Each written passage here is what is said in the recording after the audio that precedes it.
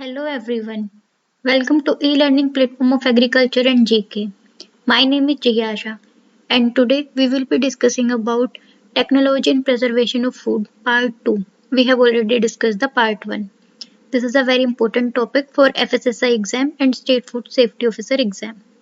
So now before moving to the video, I want to tell you about these amazing courses curated by agriculture and GK. So if you're preparing for FSSAI assistant or FSSAI Central Food Safety Officer or Technical Officer, you can enroll in these complete courses where you will get 6 to 7 ebooks which will cover your entire syllabus, YouTube class notes, one question bank, 10 full-length mock tests with all India ranking, CBT 1 and 2 full notes, discussion group and personal guidance. So if you are preparing for these exams, you can enroll for the complete courses. For the price for the same is 1500 for the FSSAI assistant and 1700 for the Central Food Safety Officer or Technical Officer. But you can get a discount of 25% by using this coupon code. And you can enroll for these courses through the link given in description box. Now moving with the video. So our first question is, which of the following statements are correct regarding the mode of action of ultrasonic vibrations on the microorganisms? So यहाँ हमें बताने की हमारी 4 statements दी हुई हैं, इनमें से कौन से स्टेटमेंट्स सही है रिगार्डिंग द जो हमारी अल्ट्रासोनिक वाइब्रेशंस का हम यूज़ करते हैं माइक्रो ऑर्गेनिजम्स पे, तो उनके एक्शन से रिलेटेड कौन से स्टेटमेंट यहाँ पर सही है, कौन से स्टेटमेंट उसके एक्शन को जस्टिफाई करती है. So our first statement is, due to ultrasonic vibration, the microorganisms aggregate to form cluster and sterile down. So ये कह रहे हैं कि जो हमारे अल्ट्रासोनिक वाइब्रेशंस हैं उनकी वजह से माइक्रो ऑर्गेनिजम्स एक जगह ग्रुप सा बना लेते हैं, क्लस्टर हो जाते हैं और वो स्टेराइल डाउन हो जाते हैं. नेक्स्ट स्टेटमेंट है, ultrasonic vibration leads to cavitation and decavitation which causes the destruction of the cell of microorganisms and thus death of the cell. Next is, ultrasonic waves causes the blockage of many biochemical pathways in the cell due to frequent change in pressure or all of the above. So जो हमारी first statement है जहाँ वो कह रहे हैं कि cluster formation होती है, तो ये तो हमारी हो जाएगी रॉन्ग स्टेटमेंट.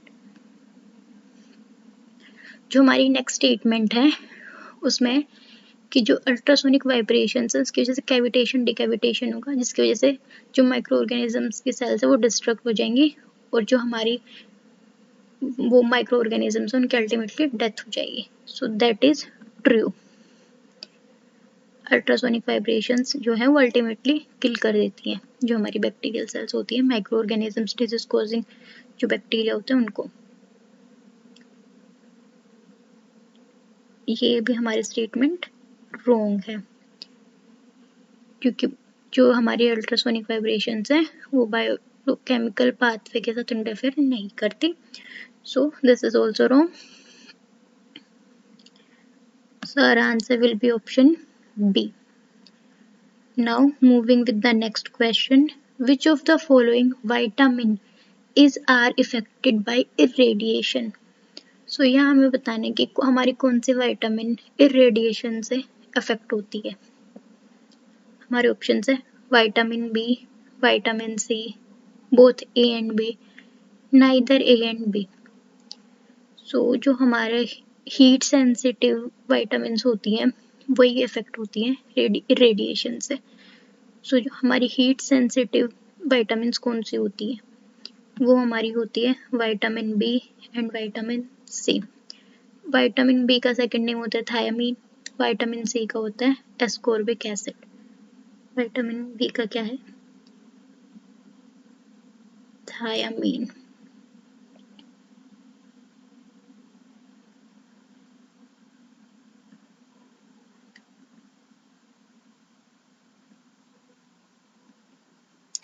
और हमारा विटामिन सी होता है एस्कॉर्बिक एसिड. सो एग्जाम में बहुत बार इनके जो हमारा सेकंड नेम होता है वही गिवन होता है, तो ये हमें याद रखना है. Ascorbic acid and thiamine are heat sensitive vitamins, so they are affected by irradiations. So our answer will be option C, both A and B, vitamin B and C. Now moving to the next question. Which of the following statement is are correct? Our first statement is slow freezing causes the formation of bigger ice crystals.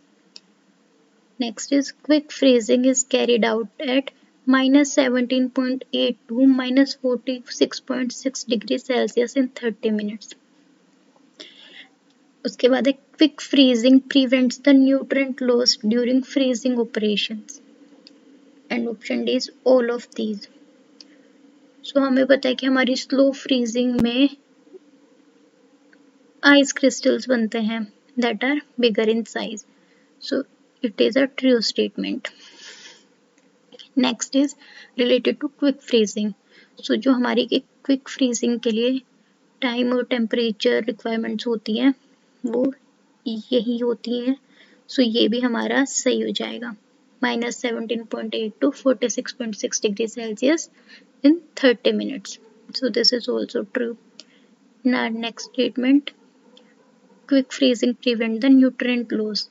So this is also true. क्योंकि quick freezing हम इसीलिए करते हैं ताकि हमारा जो food product है उसमें जो न्यूट्रिएंट्स हैं उनका लॉस ना हो. So that is also true. Since all three statements are true, our answer will be all of these. Option D is the correct answer. Now moving with the next question. Heating of frozen food is termed as. So जो हमारा frozen food होता है हम उसे heat करते हैं तब क्या होता है तो वहाँ पे हमारा डिहाइड्रेशन होता है and loss of moisture. Not exactly dehydration, we say it as a loss in our moisture content. So जो हम फ्रोजन फूड को हीट करते हैं इस प्रोसेस को क्या कहते हैं? So first option is very catchy but no, it's not dehydration. Even though we lose the moisture content from our food product, but it is not dehydration, it is thawing. Heating of frozen food is termed as thawing. So our answer will be option B. Now moving with the next question. Storage of food under reduced pressure is called. So जो हम food को store करते हैं तो जो हमारी storage process है वो हमारी पैकिंग प्रोसेस के बाद में आती है. पैकेजिंग के बाद में हम फूड को स्टोर करते हैं तो उसके लिए जो हमारी रिक्वायरमेंट्स हैं तो यहाँ पे प्रेशर से रिलेटेड पूछा है तो रिड्यूस्ड प्रेशर का बताना है.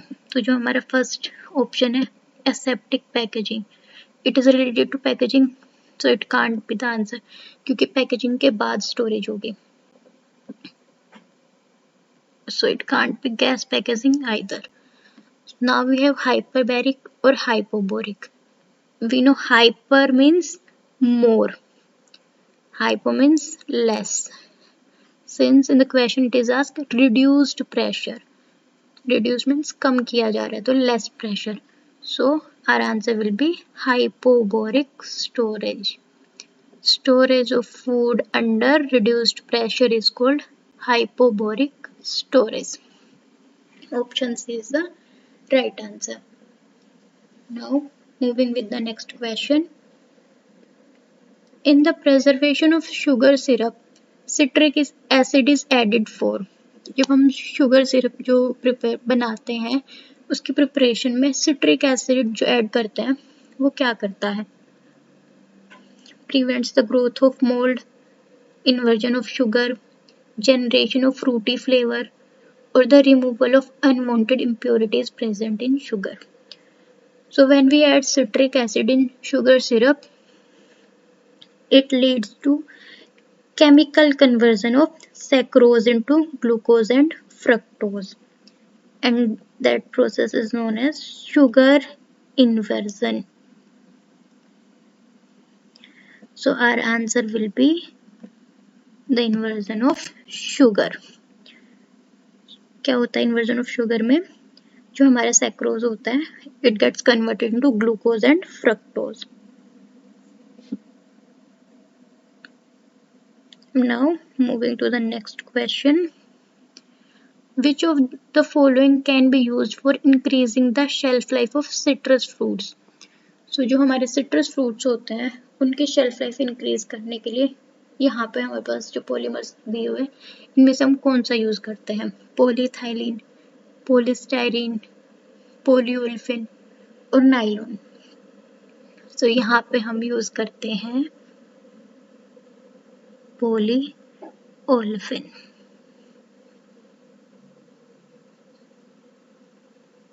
Which polymer is used for the citrus fruits? It is polyolefin. It increases the shelf life of citrus fruits. So our answer will be option C. Now moving to the next question. Optimal wavelength of light wave for the maximum germicidal effect. So जो हमारी light wave है जिसको हम germs की killing के लिए use करते हैं तो उसका जो germicidal effect जहाँ पे वो हमारे microorganisms को kill करेगी तो उसके लिए optimal wavelength कितनी है, कितनी wavelength पर वो वहाँ पे अपना germicidal effect show करेगी. तो हमारे options हैं 1200 Armstrong, 2600 Armstrong, 3150 Armstrong, 4800 Armstrong. So हमारी light wave की जो wavelength होनी चाहिए to show the maximum germicidal effect is 2600 Armstrongs. कितनी? 2600 Armstrongs. So our right answer will be option B. Next question is, which of the following phenomenon plays an important role in the preservation of jam and jellies? So जो हम jam और jellies, fruits and vegetables से हम जो बनाते हैं उनकी preservation में कौन सी जो phenomenon है, process जो नीचे given है हमारे options में उसे यूज कर उसका बहुत important role होता है. हमारे options हैं inversion, gelatinization, pasteurization, all of the above. So pasteurization तो कल हमने काफी discuss कर लिया है in a previous video. Pasteurization is done for milk. We have already discussed it in our previous video. So this can't be our answer. Now next is gelatinization. As its name suggests, gelatinization is used in gel formation.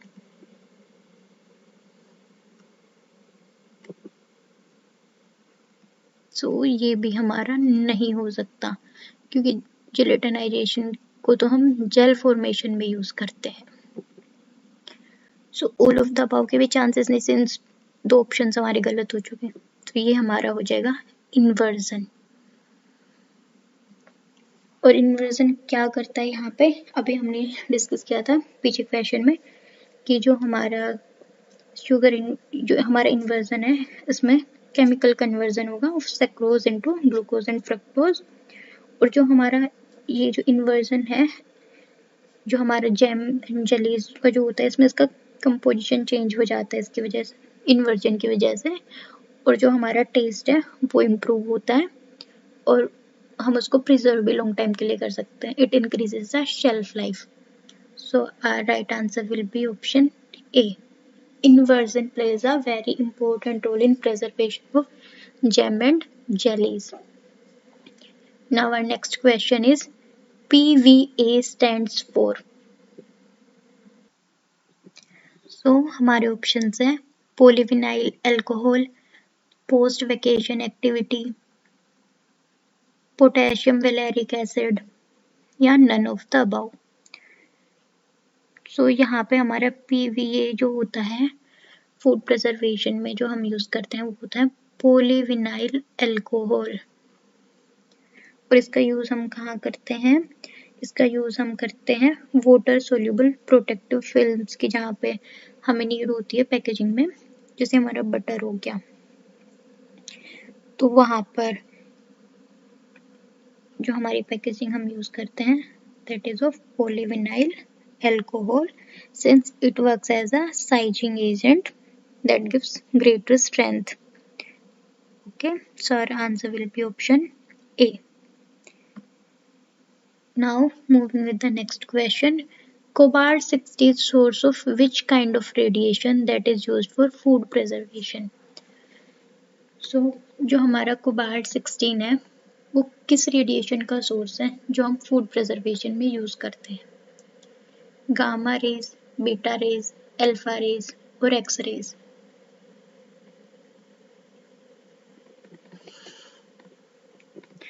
तो हमारी X rays हम food preservation में use नहीं करते, ना ही हम alpha raise का use करते हैं, और हमारे फूड प्रिजर्वेशन में बीटा रेज का भी कोई काम नहीं होता। यहाँ पर हम यूज करते हैं गामा रेज, क्योंकि हमारी जो गामा रेज है इनकी पेनिट्रेटिव पावर बहुत हाई होती है। सो ये जो हमारा फूड को स्टेरिलाइज करने के लिए हम जब यूज करते हैं तो ये हमारे पैकेजिंग मटेरियल से पेनिट्रेट करते हुए डायरेक्ट फूड के अंदर पेनिट्रेट कर जाती है और स्टेरिलाइजेशन में हेल्प करती है। So our answer will be option A, cobalt-60 source of gamma rays.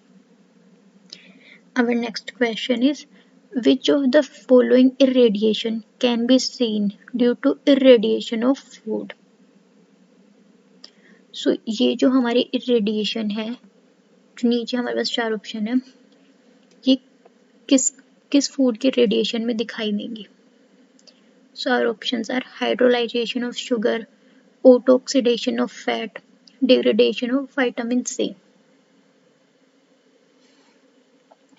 सो जब हम हमारा फूड को इरेडिएट करेंगे तो वहाँ पे हमें ये एक और इरेडिएशन देखने को मिलेगी, शुगर हाइड्रोलाइजेशन, फैट का ऑक्सीडेशन और विटामिन सी का डिग्रेडेशन। ये तीनों ही प्रोसेसेस जो हैं irradiation processes, these can be seen during the irradiation of food.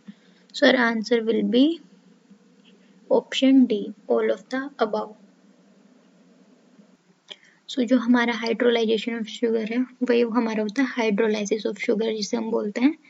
So basically यहाँ पे हाइड्रोलाइसिस के ड्यूरिंग क्या होगा, जो हमारे शुगर है वो स्मॉलर मॉलिक्यूल्स में ब्रेक हो जाएगी by cleaving the glycosidic bonds that hold the monomer units together.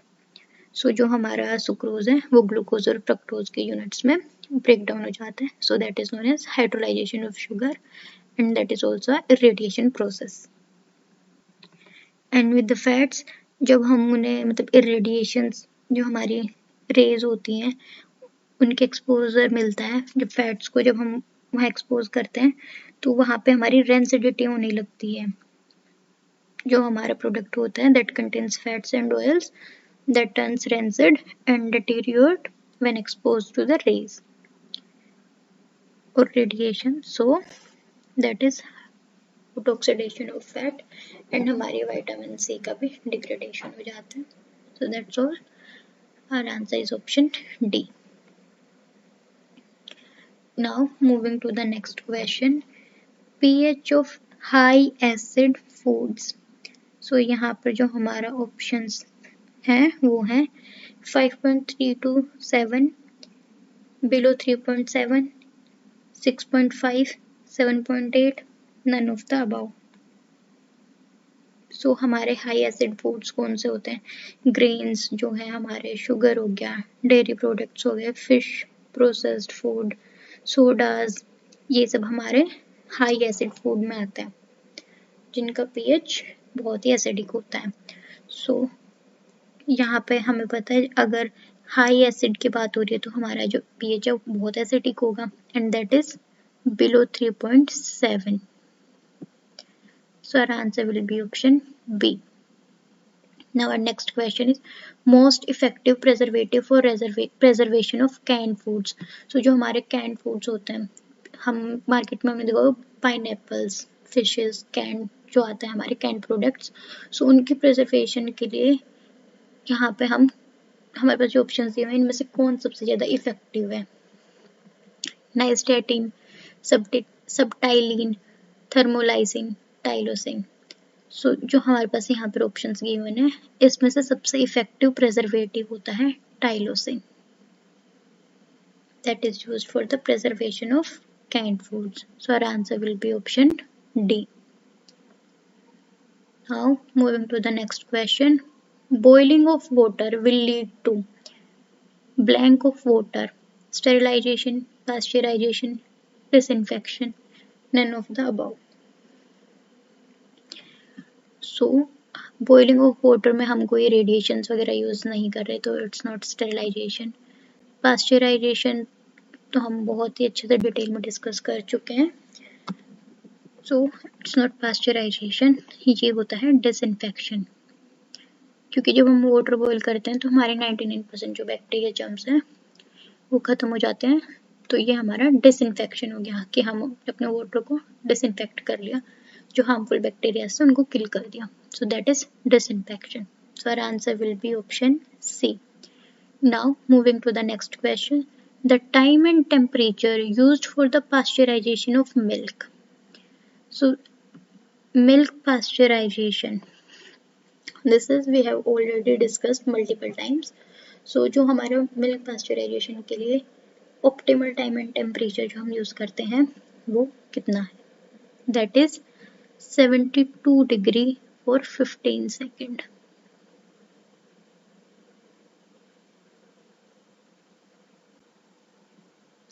Our answer will be option B.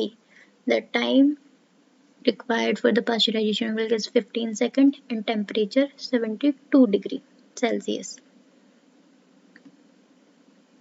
Our next question is which chemical preservative is used in tomato sauce? So जो हमारा tomato sauce है हमने notice किया होगा कि हम उसको काफ़ी लंबे टाइम के लिए स्टोर कर लेते हैं, तो उसकी जो शेल्फ लाइफ इंक्रीज करने के लिए उसमें जो प्रिजर्वेटिव डालता है, तो वो कौन सा प्रिजर्वेटिव है जो उसकी शेल्फ लाइफ को इंक्रीज करता है हमारे टोमेटो सॉस की? Sodium benzoate, calcium propionate, tocopherol, or all of the above. So that is sodium benzoate. It is a preservative that is used to extend the shelf life of tomato sauce. So our answer will be option A. Now moving to the next question. Both extracellular and intracellular crystallization takes place in.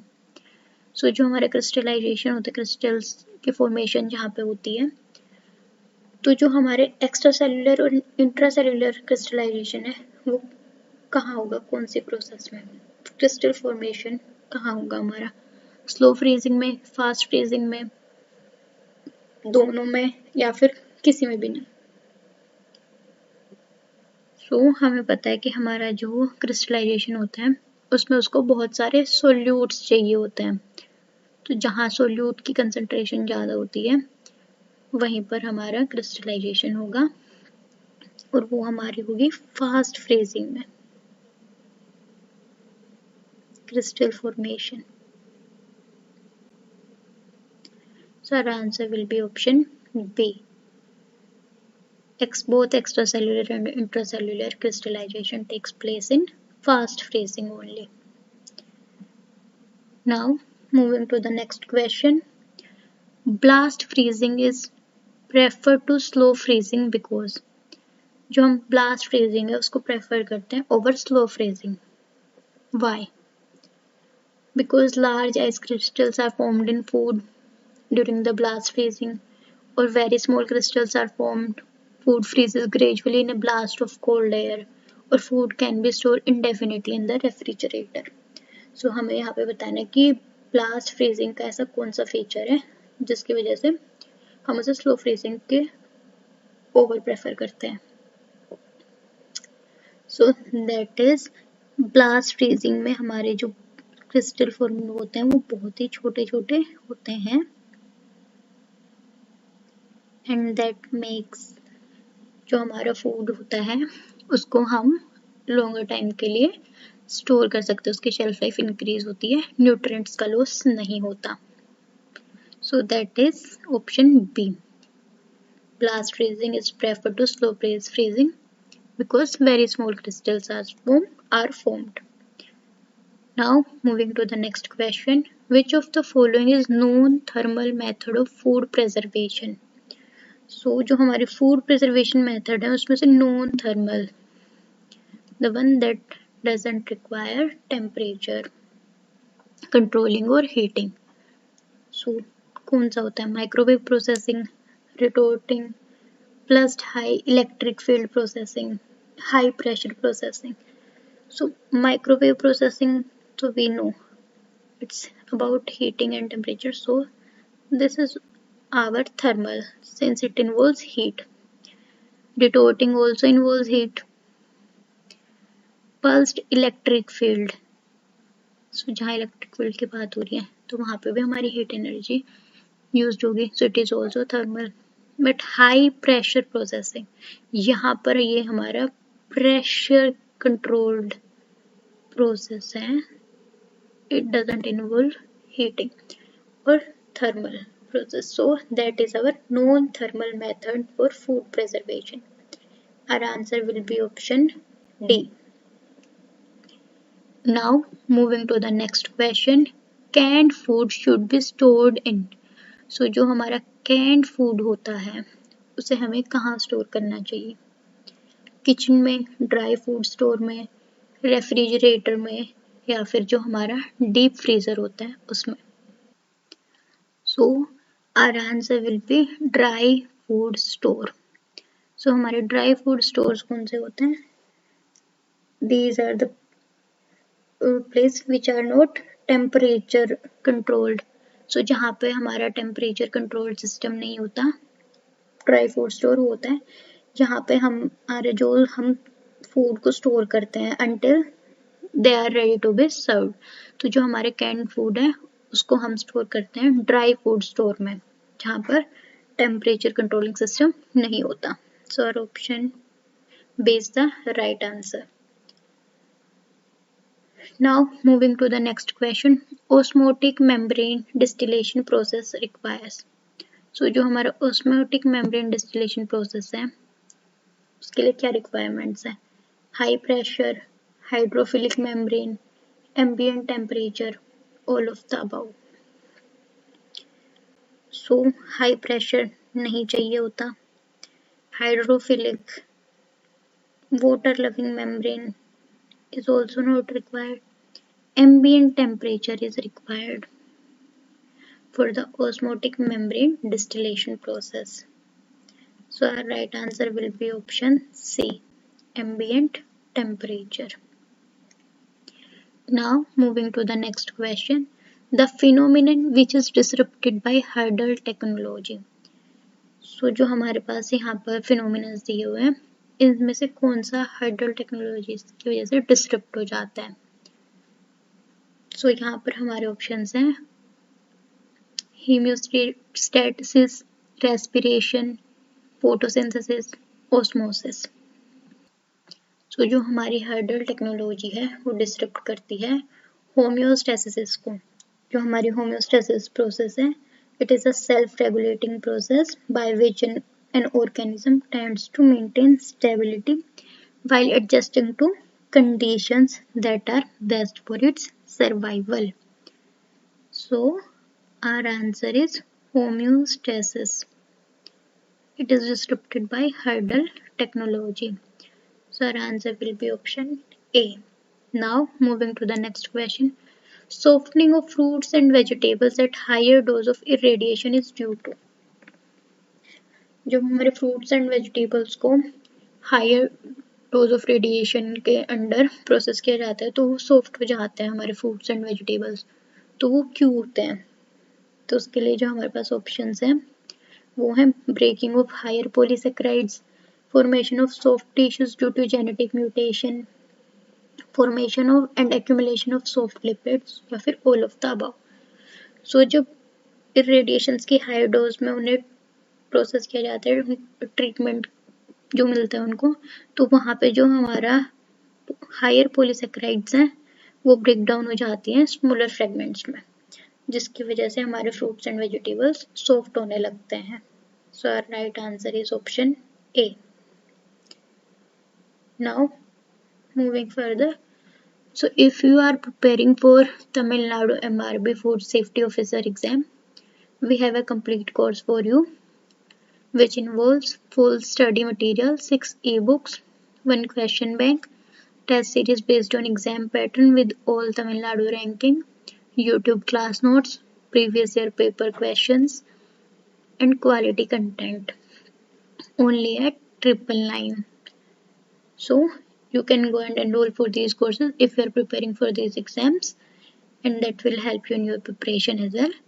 You can download the app from Play Store, or you can find the link to enroll in these courses from the description box. So now moving next, our next question is, which of the following statements is not correct regarding high pressure processing? So जो हमारा high pressure processing है उसके regarding कौन से statement सही नहीं है, not correct? It is a non thermal process. So high pressure processing, अभी हमने लास्ट एक क्वेश्चन डिस्कस किया था, it is a non thermal process, so that is a correct statement. Next, it adversely decreases the nutrition value of food. No, it increases the nutritional value of food, so this is a false statement. Next is, it causes denaturation of protein. That is also true. High pressure processing में protein denaturation होता है. So all of the above can't be true.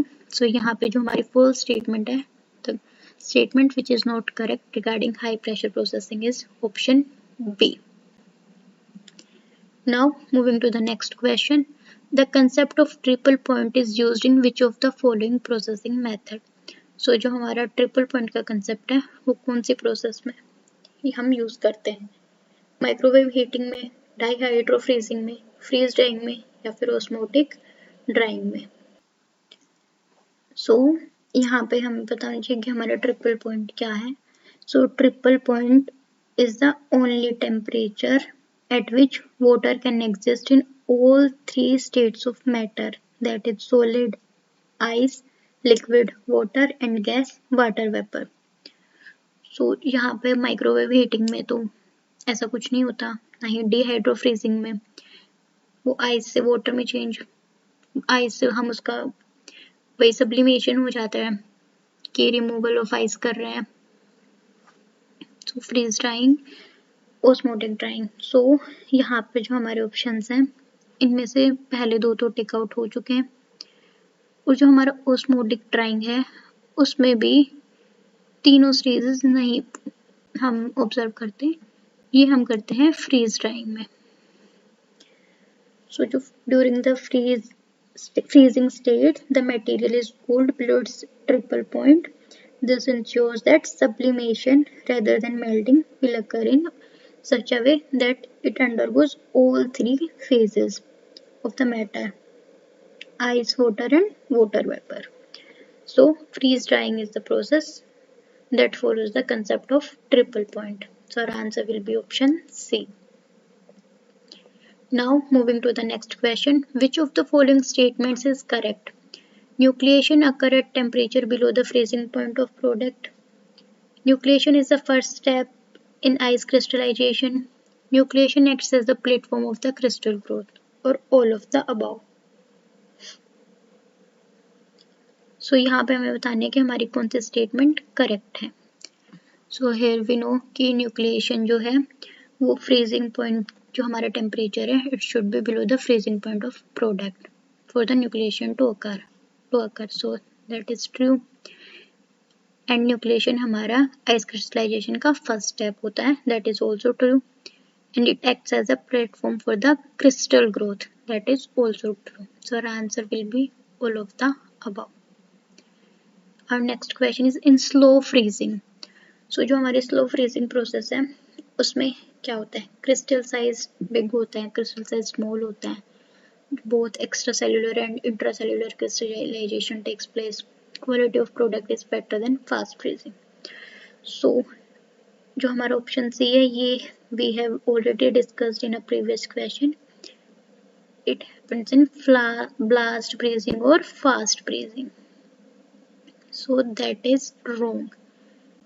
It occurs in blast or fast freezing जो हमारा होता है.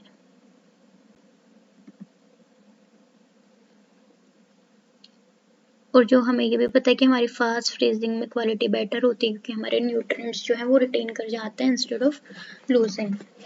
So that is also false. So यहाँ पे crystal size बताना है, बिग होता है या स्मॉल होता है। स्मॉल क्रिस्टल्स बनते हैं हमारे फास्ट फ्रीजिंग में।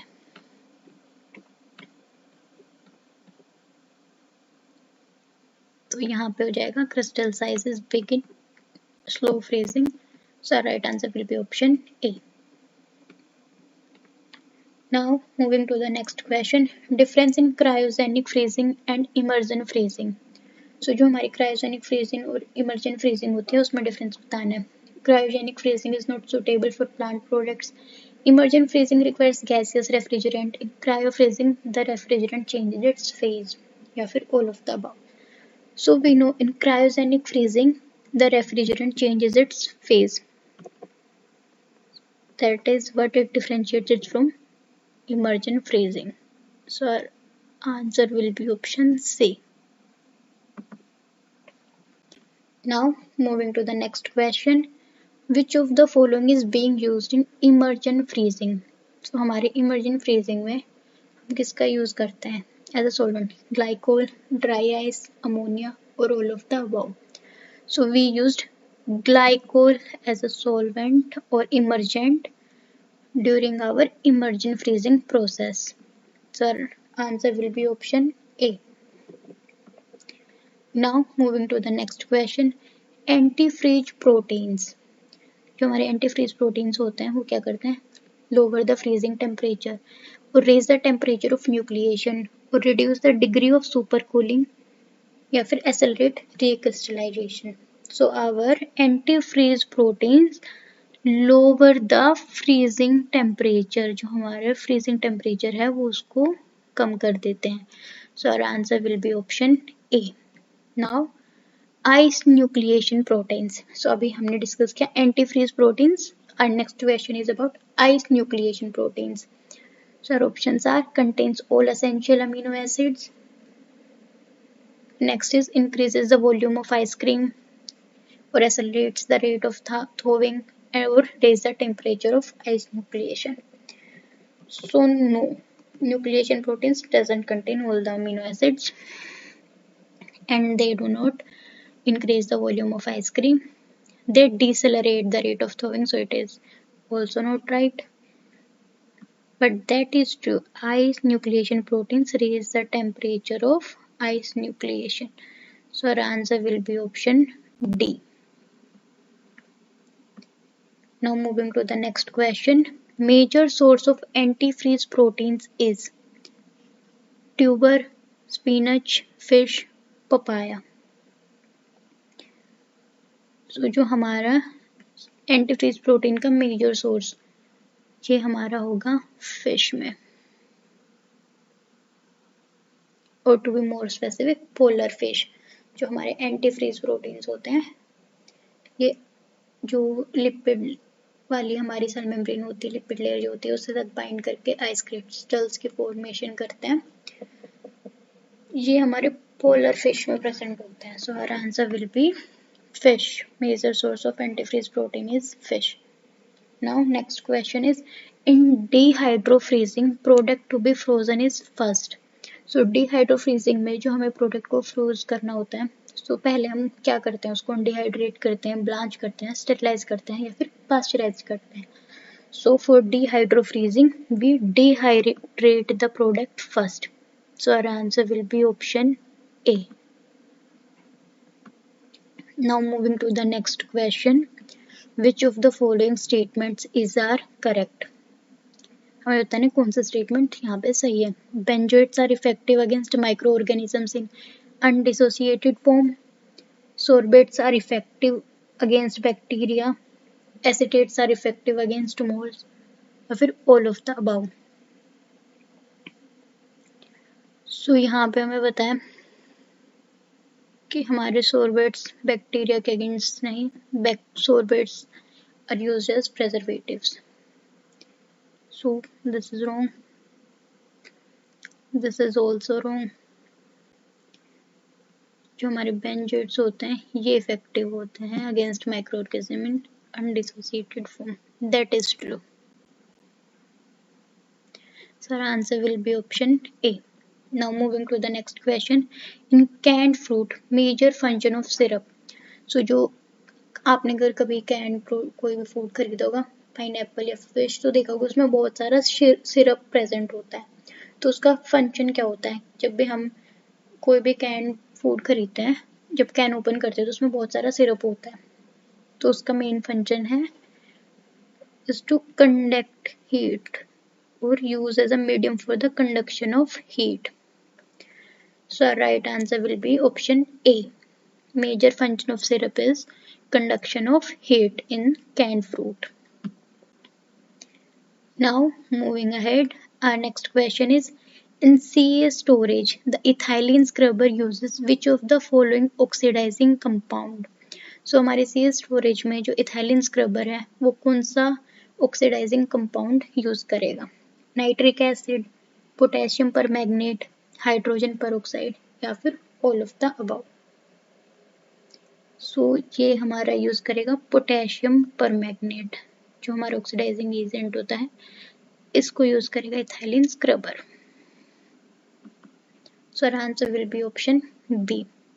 In standard selenometer, 100 degree S is equal to blank percent of brine. So in standard selenometer, 100 degree S पे हम कितना परसेंट ब्राइन लेंगे? So that is 26.5% brine. Our answer will be option B. Now moving next. In sharp freezing, the temperature which can be achieved is. So during the sharp freezing process, how much temperature can be achieved? -18 to -40 degrees Celsius, -2 to -10 degrees Celsius, 5 to 0 degrees Celsius, or 7 to 10 degrees Celsius. That is -18 to -14 degrees Celsius temperature can be achieved during the sharp freezing process. Our answer will be option A. Freeze crack is seen when foods are frozen by. So sometimes we see the freeze crack in our food that is frozen. So what causes the freeze crack? So our options are air freezing, contact freezing, immersion freezing, cryogenic freezing. So कौन से freezing process की वजह से freeze crack आता है हमारे food product में? It is cryogenic freezing.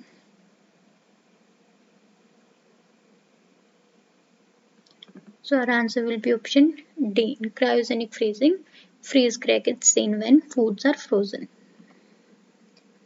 Our next question is, most resistant spores of Clostridium botulinum have D value at 1 to 1.1, 120, 100.1 at pH 4.6. तो कितना होगा टाइम?